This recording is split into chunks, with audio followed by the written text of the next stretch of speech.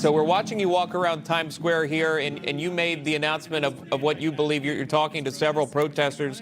Talk to me about what you've seen. And the president said they're paid based on your investigation. Is that correct? And can you elaborate?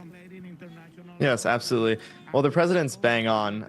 I first have to say that speech, that was like an hour and a half. It was objectively remarkable how he does it without a teleprompter. Anyway, he's bang on about that. It started off with me approaching the leaders of the protests, and I confronted them and I say, you were paid $20 million to paid protests. Do you deny it? No denial. I confronted them about the protesters that they had on their payroll, and no denial. So yes, he's correct. What surprised you most about this? I think for me watching, it was how quickly they were able to not only get outside their apartments or houses or wherever they're coming from, honestly, but they had signs that seemingly were made. The president touched on that too. He talked about the days of old when you got a piece of poster and you wrote on it and you marched in the streets. These are obviously well made up signs, and they were out there very quickly with this. Did that stand out to you? Yes, absolutely. So I've investigated PSL, Progress Unity Fund, Answer Coalition, every company that is funding these protests on my YouTube channel so people can see more about the actual details there.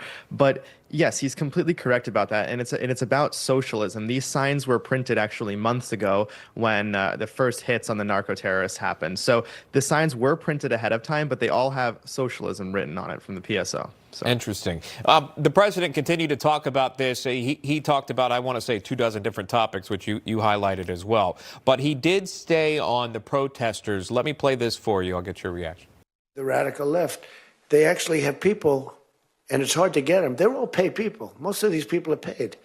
You know they're paid when they have brand new, beautiful printed signs by like the highest quality printer, and you have a woman, free Maduro, and the sign is before we even did the attack.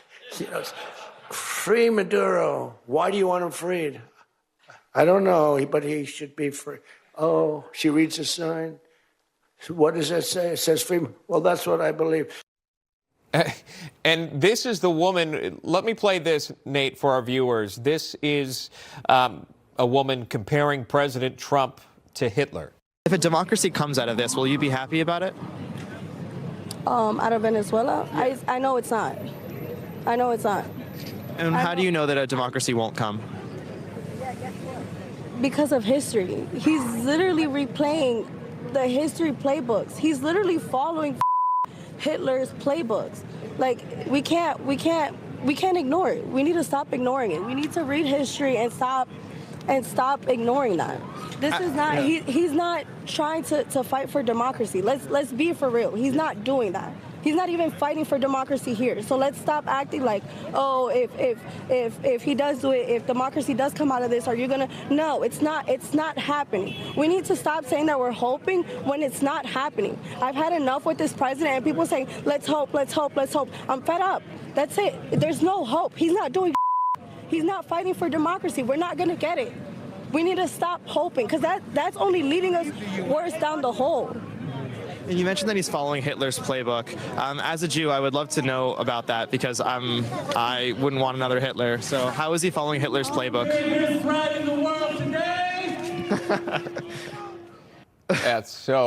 She's all done with you there, Nate. Walk us through that.